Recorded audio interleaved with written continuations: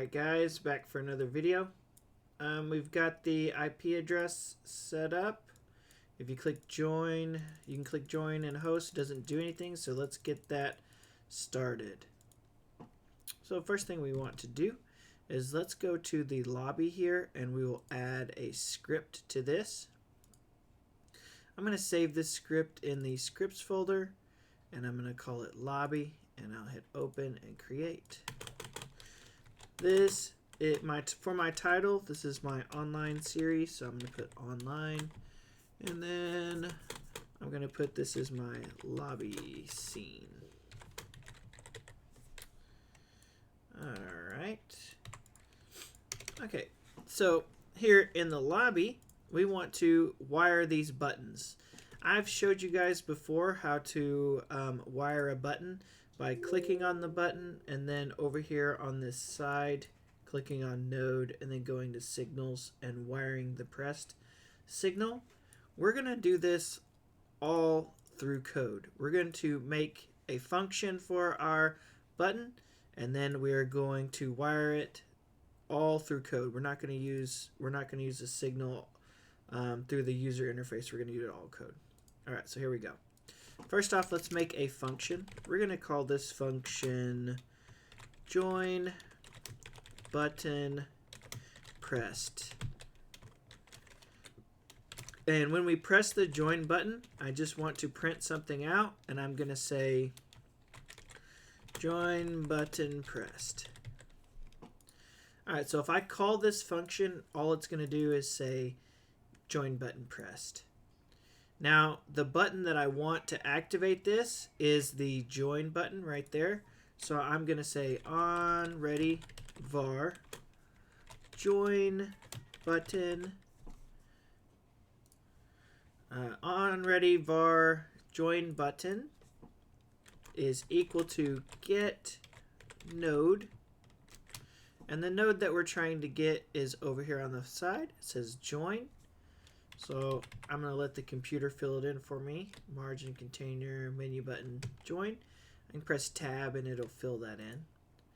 Okay, so I have my button and I have my function. So to wire this, we're going to say join button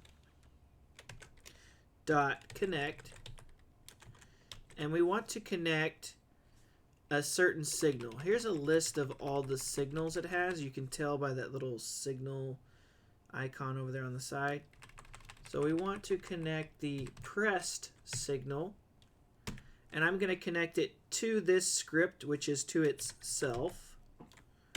And I want to connect the join button pressed, and it's that function that we made right there. So this goes to the join button, which is over here, grabs it, puts it there into the variable join button.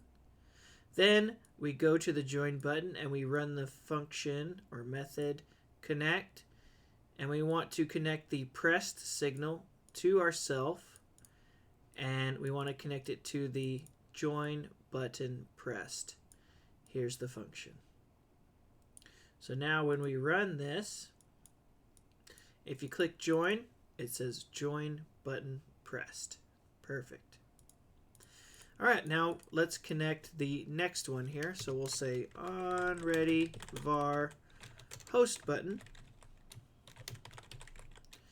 And we want to get node, just like we did before. The node that we're trying to get is the host button.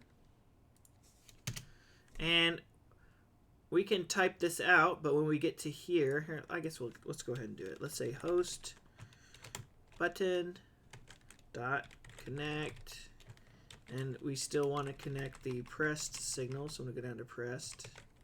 We want to connect it to ourself, and then now that we're getting to this end part, what function do we have? We don't have a function yet, so let's make one. So I'm going to come down here and I'm going to say function host button pressed, and I'll do something real simple. We'll say print host button host button pressed, And so this question marks here, the function we want to connect it to is right there. So I will grab this and replace it there. And there we go. So now if I run this, if I click the join button, it's going to say join button pressed. If I click the host button, it'll say host button pressed. And perfect. Okay, now when we create, or when we go to try and join someone's game, we need to have access to this IP address. So they're going to type some IP address in here. And we need to have access to it. So when we click join, we want it to register here. So let's get access to this button here. So if I look at this line edit, on the side it's got a text. So if we want to get a hold of that text, we can use the special keyword text. And I'm going to change the name of line edit. I don't want it to stay line edit because that doesn't make a whole lot of sense to me. So I'm going to call it host IP, because when the person plays the game, they're going to click there and they're going to put the host's IP address right there. Let's go back to our lobby script. And here we're going to say on ready var host IP is equal to get node, and we're just going to go ahead and grab that host IP. Now, whenever we click the join button, we need to know what the host IP is. So I'm going to say, instead of just printing the join button was pressed, I'm going to say attempting to connect to, and then I'm going to put whatever that text is that the person typed. So I'll go grab this host button, or host IP. So I'll say host underscore IP. That's this. And to get what they typed, you just put dot text. So whenever I click my join button pressed, it's going to say attempting to connect to, and then host whatever they typed there. So if I typed an IP address here, 10.12.2.32, if I hit join, attempting to connect to, and then there is the IP address.